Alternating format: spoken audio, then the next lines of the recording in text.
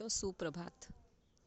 आज मैं आपको इस वीडियो में स्वप्न वासवदत्तम के पंचम अंक का सार और उसके कुछ महत्वपूर्ण श्लोकों की व्याख्या बताऊंगी। पंचम अंक में पद्मावती के सिर में पीड़ा है। विश्राम के लिए उसका बिस्तर समुद्र गृह में बनाया गया है। एक दासी के द्वारा वासवदत्ता को पद्मावती की शिरोवेदना का समाचार दिया जाता है और दूसरी दासी विदूषक को महाराज के कहने के लिए समाचार देती है। विदूषक के साथ उदयन जब समुद्र गृह में पहुंचता है, वे दोनों वहीं रुककर पद्मावती के आने की प्रतीक्षा करते हैं। विदूषक के द्वारा समय बिताने के लिए कहानी सुनाने पर राजा तो उसकी कहानी सुनते सुनते ही सो जाते हैं। विदूषक उसे उड़ाने के लिए चादर लेने चला जाता है। इधर वासवदत्ता भी पद्मावती को देखने के लिए उसी महल में पहुंचती है और वहाँ पर इतना धुंधला प्रकाश है कि वो लेटे हुए उदयन को नहीं पहचान पाती है और खाली स्थान पर स्वयं भी लेट जाती है। उसी समय उदयन स्वप्न में वासवदत्ता को पुकारता है।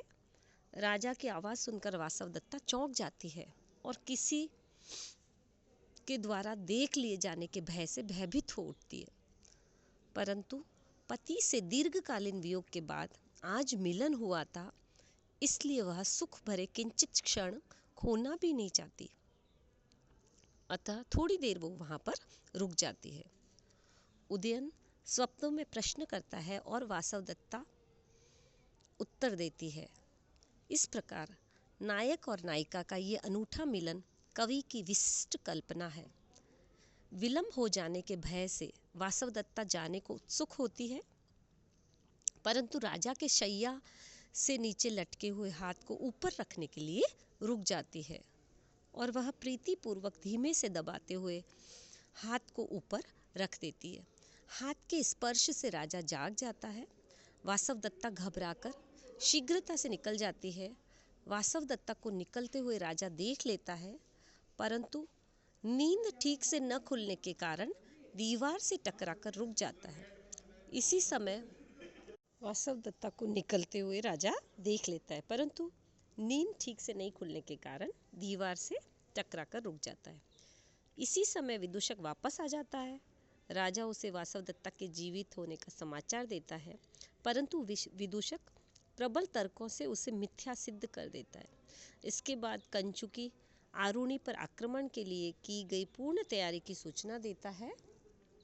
इसी के साथ अंक समाप्त हो जाता है। पंचम अंक का प्रथम श्लोक है श्लाघ्यम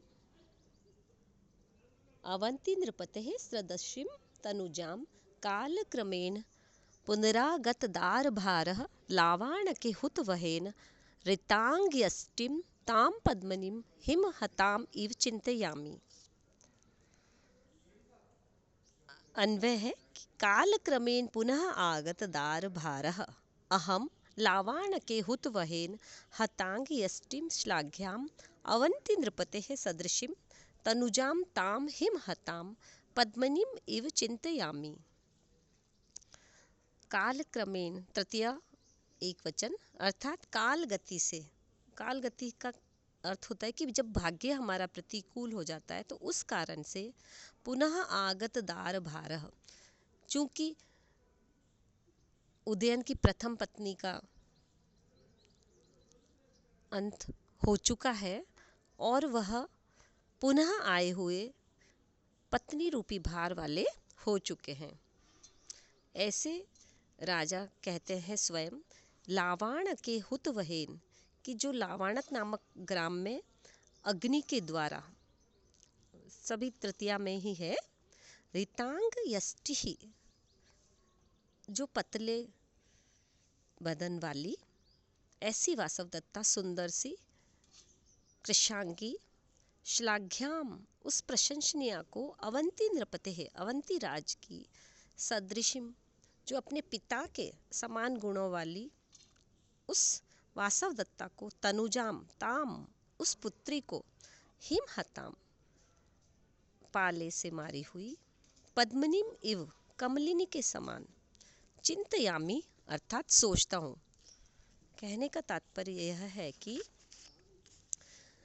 राजा जब अकेला है तो वो वासवदत्ता का स्मरण करता हुआ सोचता है कि समय सदैव परिवर्तनशील है।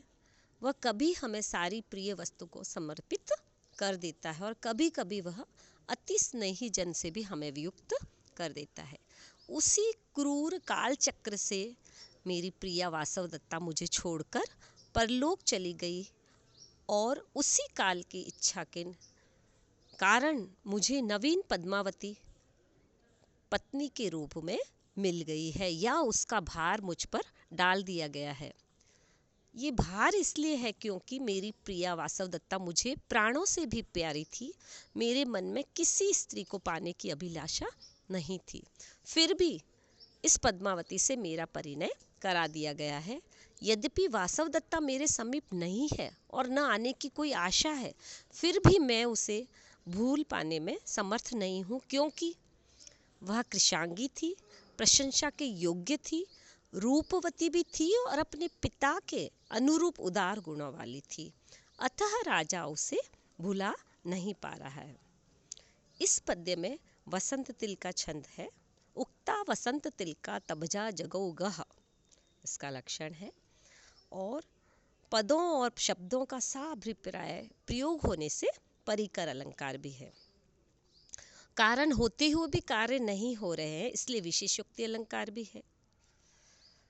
और वासवदत्ता की तुषार आहत कमलिनी से उपमा देने के कारण पूर्णोपमा अलंकार भी है। इस प्रकार इस पद्य में 3-4 अलंकार दृष्टिगोचर हो रहे हैं।